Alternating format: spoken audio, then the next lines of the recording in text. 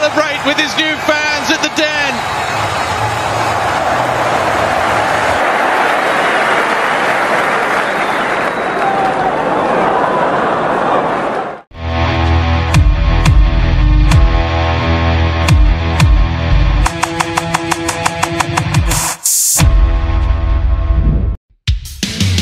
Rafael Struijk mulai membuka keran golnya bersama Brisbane Roar di Liga Australia. Berikut kronologi gol bersejarah penyerang timnas Indonesia tersebut. Struijk memulai laga ini dengan duduk di bangku cadangan. Ia lalu diturunkan oleh pelatih Ruben Zatkovic pada menit ke-70. 8 menit berada di lapangan, Struijk bisa membobol gawang Sydney FC. Gol ini tak lepas dari kejelian Struijk dalam mencari ruang. Struijk masuk ke lapangan menggantikan Walid Shour yang berposisi sebagai gelandang. Masuknya Struijk jelas dimaksudkan untuk meningkatkan daya dobrak. Pada proses gol tersebut, Struijk lari dari lini kedua untuk memasuki kotak penalti. Ia melihat ruang yang terbuka setelah Brisbane Roar mampu merebut bola di daerah pertahanan Sydney FC. Saat bola mengalir ke kaki Thomas Waddingham, Struijk sudah berlari di sebelah kiri Waddingham dan siap menerima bola.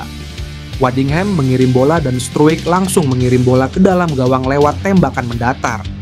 Sayangnya, gol Struijk tidak cukup membawa Brisbane Roar menang, atau setidaknya meraih 1 poin. Sydney FC bisa mencetak gol kemenangan di menit ke-90 lewat Jayden Kucharski. Meski demikian, gol ke gawang Sydney FC ini bisa jadi modal berharga bagi Struijk. Dengan gol ini, Struijk diharapkan mendapat kepercayaan lebih besar dan menit bermain lebih banyak untuk laga-laga berikutnya. Rumor mengenai naturalisasi pemain diaspora Indonesia terus mengemuka, dan kini media Belanda sebut Jairo Riedewald sedang melakukan proses naturalisasi untuk bagian dari skuad Garuda. Setelah Kevin Dix dipastikan menjalani proses naturalisasi, media asal Belanda Voetbal Primeur memberikan bocoran terkait kemungkinan Riedewald bergabung dengan skuad Garuda. Berita ini tentunya mengejutkan berbagai pihak termasuk para penggemar sepak bola yang antusias menantikan debut pemain-pemain keturunan Belanda di timnas Indonesia. Voetbal Primeur menyebut bahwa Dix yang baru-baru ini tiba di Jakarta untuk bertemu Ketua Umum PSSI Erick Thohir bukan satu-satunya pemain yang diproses untuk menjadi WNH. Di media itu, nama Jairo Riedewald muncul sebagai kandidat kuat yang kemungkinan segera menyusul untuk bergabung dengan tim nasional. Tak hanya menyebut namanya, media Belanda itu juga menyoroti peran yang cocok untuk Riedewald di timnas Indonesia, yakni sebagai gelandang bertahan. Posisi ini dianggap tepat karena kemampuan bertahan Riedewald yang sudah terbukti di level klub maupun internasional. Jika Riedewald benar-benar menyusul, ia akan bergabung dengan beberapa pemain keturunan Belanda lainnya yang sudah lebih dahulu memilih memperkuat Indonesia, seperti Maes Hilgers, Tom Hay, hingga Maarten Paes. Dalam laga pembuka musim Liga Belanda 2024/2025, Ryan Flamingo, bek tengah muda berdarah Indonesia, tampil gemilang bersama PSV Eindhoven.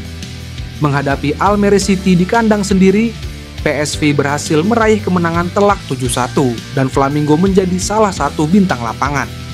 Sejak menit pertama, pemain yang pernah jadi minat Shin Tae-yong ini menunjukkan kualitasnya dengan performa solid di lini belakang.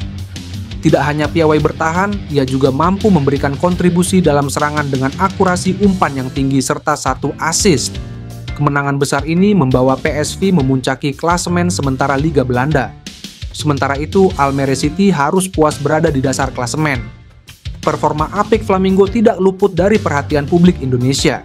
Sebelumnya, pemain kelahiran Belanda ini sempat dikaitkan dengan timnas Indonesia. Beberapa media, termasuk media Korea Selatan, pernah melaporkan bahwa pelatih Shin Tae-yong tertarik untuk menaturalisasi Flamingo.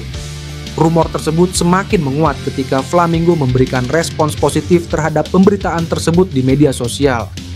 Meskipun peluang naturalisasi masih belum jelas, tidak dapat dipungkiri bahwa Flamingo memiliki potensi besar untuk memperkuat timnas Indonesia. Dengan kemampuan bertahan yang solid, visi bermain yang bagus, dan usia yang masih muda, Flamingo bisa menjadi aset berharga bagi timnas Indonesia di masa depan. Vietnam diyakini bakal kalah bersaing dengan timnas Indonesia. jika Shin Tae-yong menurunkan pemain senior di Piala AFF atau ASEAN Cup 2024. Media Vietnam menilai timnas Indonesia bakal memiliki kekuatan yang sulit disaingi Golden Star Warrior jika ditangani Shin Tae-yong. Semula PSSI berniat menurunkan pemain U22 dengan pelatih berbeda di Piala AFF 2024. Namun, belakangan Shin Tae-yong tetap diminta memimpin pasukan Garuda di turnamen antar negara ASEAN tersebut. Pasalnya, jadwal Shin Tae-yong bersama timnas Indonesia senior masih bisa membagi waktu tampil di dua agenda sekaligus. Dengan demikian, STY bisa memilih sejumlah pilar tim senior untuk memperkuat skuad Piala AFF. Beberapa pemain Indonesia yang bermain di luar negeri seperti Jordi Amat, Pratama Arhan, Asnawi Mangkualam, Sadil Ramdhani, dan kiper Maarten Paes bisa dilibatkan. Pasalnya, liga tempat para pemain itu bernaung sudah berakhir atau libur. Rencana Indonesia untuk mengandalkan sederet pemain senior tersebut membuat media Vietnam harap-harap cemas.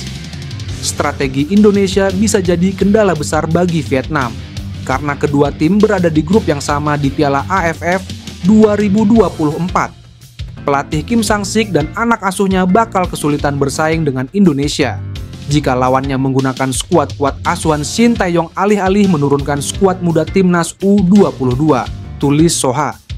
Di Piala AFF 2024, tim Merah Putih tergabung di grup B bersama Vietnam, Filipina, Myanmar, dan Laos. Indonesia berpeluang meraih gelar juara di ajang yang belum pernah dimenangkan sebelumnya. Akun Instagram Oranje Indonesia mengunggah foto Ian Maatsen dan Mees Hilgers saat memperkuat timnas Belanda U21 pada September 2022. Dalam unggahan tersebut, akun di atas menulis caption "Selamat Pagi Dunia". Bersandingnya Ian Maatsen dan Mees Hilgers dalam satu frame mengundang minat sejumlah akun yang biasa membahas pemain keturunan, yakni Football Talentesia dan apemainketurunan.id. Akun yang kerap mendapatkan informasi satu soal naturalisasi pemain keturunan ini kompak menaruh emoji mata melirik. Apakah ini pertanda setelah Mees Hilgers, giliran Ian Maatsen yang akan dinaturalisasi menjadi WNI? Jika benar, proses naturalisasi Ian Maatsen akan sedikit mirip seperti Maarten Paes. Proses perpindahan Federasi Maarten Paes sempat tertunda karena kiper FC Dallas ini pernah membela timnas Belanda U21 di usia 22 tahun. Padahal, sesuai statuta FIFA pasal 9 ayat 2.c soal perpindahan federasi, seorang pemain tidak diizinkan berpindah federasi jika masih tampil di kompetisi resmi pada usia 21 tahun. Beruntung lewat argumen kuat dari PSSI, FIFA mengizinkan Maarten Paes untuk berpindah federasi dari KNVB ke PSSI. Kasus yang sama juga dialami Ian Maatsen jika nantinya akan berpindah federasi. Saat ini di usia 22 tahun, Ian Maatsen masih rutin membela timnas Belanda U21. Terbaru ia mencetak 1 assist saat timnas Belanda U21 menang 3-1 atas Georgia U21 di kualifikasi Piala Eropa U21 2025. pada 9 September 2024. Bukan tak mungkin untuk kasus Ian Maatsen, PSSI harus berjuang di CEAS. Gegara Kevin Dix datang ke tanah air untuk menegaskan ketertarikannya membela timnas Indonesia. Ada satu pemain diaspora lainnya yang jadi ikut jatuh hati. Ya, dia adalah Ole Romeni, striker keturunan yang namanya selalu dikaitkan dengan skuad Garuda dari beberapa bulan lalu. Kini, nama Romeni semakin menguat dengan kedatangan Dix ke tanah air yang bahkan sudah bersalaman dengan Ketua Umum PSSI Erick Thohir. Dari agennya Joost Ebergen, dia mengatakan bahwa penyerang FC Utrecht ini sedang mempertimbangkan untuk menerima kans naturalisasi. Sampai saat ini, PSSI tak henti-hentinya menawarkan jendela diskusi kepada Ole Romeni dan agennya Joost Ebergen untuk membahas duduk perkara soal naturalisasi. Untungnya, dari diskusi yang selalu dilakukan ini, kedua belah pihak bisa sedikit mendapatkan jawaban yang pasti. PSSI sampai sekarang masih menunggu keputusan Ole terkait dirinya yang mau untuk menerima tawaran alih kewarganegaraan.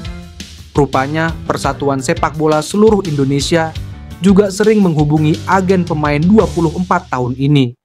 Dan Jo Oost Ebergen selaku agen juga sangat terbuka perihal kans naturalisasi. Itu benar, Ole sekarang sedang mempertimbangkan terkait soal naturalisasi, ujar Jo Oost saat dihubungi oleh PSSI. Jikalau sudah mempertimbangkan, maka kemungkinan pemain FC Utrecht ini akan datang ke tanah air. Sama seperti teman seangkatannya yang sudah berseragam timnas Indonesia.